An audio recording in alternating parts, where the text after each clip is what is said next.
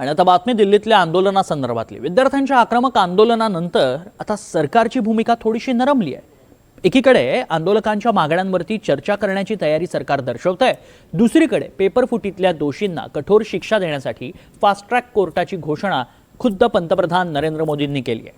मात्र तरीही विद्यार्थी धर्मेंद्र प्रधानांच्याच राजीनाम्याच्या मागणीवर ठाम आहेत, त्यामुळे कोंडी काही केल्या फुटायला तयार नाहीये। बघूया।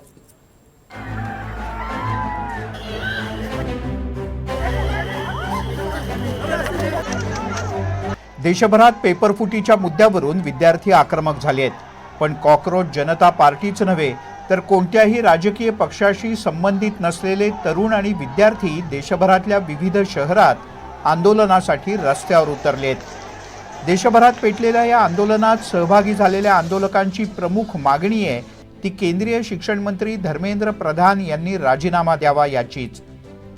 पण सरकार मात्र प्रधान यांचा राजीनामा घ्यायला अजिबात तयार नाही। उलट चर्चेच्या माध्यमातून प्रश्न सोडवू असं आवाहन सरकारच्या वतीनं करण्यात येत आहे। तरीही आंदोलन शमत नाही असं लक्षात येताच दस्तूरखुद्द मोदींनी विद्यार्थ्यांना उद्देशून एक मोठी घोषणा केली आहे। पेपरफुटी प्रकरणातल्या दोषींना लवकरात लवकर शिक्षा मिळावी यासाठी फास्ट ट्रॅक कोर्टाची स्थापना करण्याचा निर्णय मोदी यांनी जाहीर केला।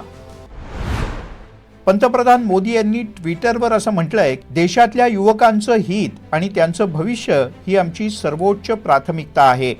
पेपरफुटीच्या सर्व प्रकरणांमध्ये दोषींना शक्य तितक्या लवकर कठोर शिक्षा मिळावी आणि प्रकरणाचा जलद गतीनं निपटारा व्हावा यासाठी फास्ट ट्रॅक न्यायालयाची स्थापना करण्यात येईल। या संदर्भात संबंधित विभागांना आवश्यक कार्यवाही सुनिश्चित करण्याचे निर्देश देण्यात आले आहेत। विद्यार्थ्यांच्या हिताचं संरक्षण करण्यासाठी सरकारकडून घेतल्या जाणाऱ्या निर्णयांच्या मालिकेतलं हे एक महत्त्वाचं पाऊल आहे। युवकांच्या भविष्याशी खेळ करणाऱ्या कोणालाही माफ केलं जाणार नाही असंही पंतप्रधानांनी ट्विटमध्ये म्हटलंय। तर मोदींच्या या पोस्टला लोकसभेतले विरोधी पक्षनेते राहुल गांधी यांनी जोरदारपणे उत्तर दिलंय। तुम्हीच आमच्या तरुणांच्या भविष्याचं सर्वाधिक नुकसान केलंय। तुम्ही केवळ आमच्या शिक्षण व्यवस्थेवर संपूर्ण कब्जा होऊ दिला, ती उद्ध्वस्त होऊ दिली नाही तर त्याला प्रोत्साहन सुद्धा दिलं। त्यासाठी जबाबदार असलेल्या प्रत्येक व्यक्तीचं संरक्षणही केलं। विद्यार्थ्यांच्या मागण्या स्पष्ट आहेत। धर्मेंद्र प्रधान यांना पदावरून हटवावं, विद्यार्थ्यांची माफी मागावी आणि विद्यार्थ्यांवर हिंसा करणाऱ्यांच्या विरोधात कारवाई करावी। पंतप्रधानांच्या फास्ट ट्रॅक कोर्टाच्या आश्वासनानंतरही विद्यार्थी आंदोलनावर ठाम आहेत। उलट कॉकरोच जनता पार्टीनं शुक्रवारी राष्ट्रव्यापी आंदोलनाची घोषणा केली आहे। तसंच सरकारच्या चर्चेचं आमंत्रण नाकारत चर्चा करायची असल्यास सरकारनं जंतर मंतरवर यावं अशी अट घातली आहे। सरकार की ओर से चर्चा के लिए हम हर समय तैयार हैं। सरकार के दरवाजे खुले हैं। This is a standing invitation to all our youth friends. आप किसी समय भी कभी भी चर्चा करना चाहे, आपकी सुविधा अनुसार हम चर्चा के लिए तैयार हैं। प्रत्येक विषय को लेकर के, आंदोलन के विषय को लेकर के और उसके साथ साथ जुड़े अन्य विषयों को लेकर के भी चर्चा के लिए सरकार तैयार रहेगी।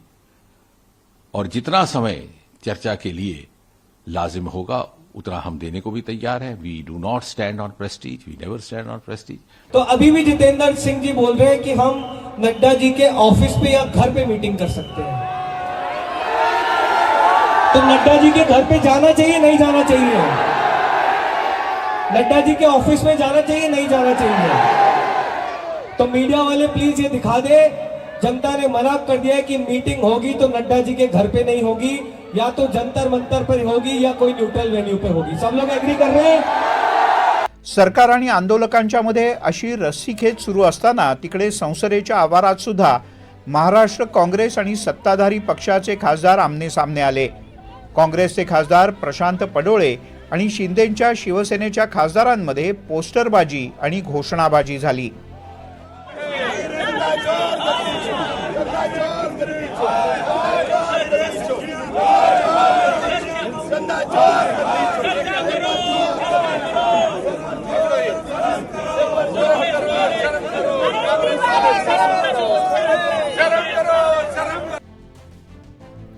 नरेंद्र मोदी सत्तेत आल्यापासून आतापर्यंतच्या संपूर्ण 12 वर्षांच्या त्यांच्या कार्यकाळात खुद्द पंतप्रधानांनी एखाद्या प्रश्नात व्यक्तिशः लक्ष घालण्याची ही पहिलीच वेळ आहे.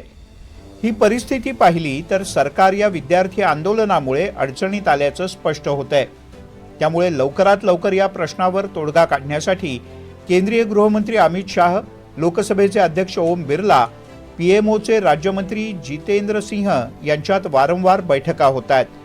पण विद्यार्थ्यांची आणि विरोधकांची आक्रमक भूमिका पाहता सरकारला बहुधा धर्मेंद्र प्रधान यांच्या राजीनाम्याच्या पर्यायावर गांभीर्यानं विचार करावा लागेल असंच दिसतंय. Bureau report, NDTV Marathi.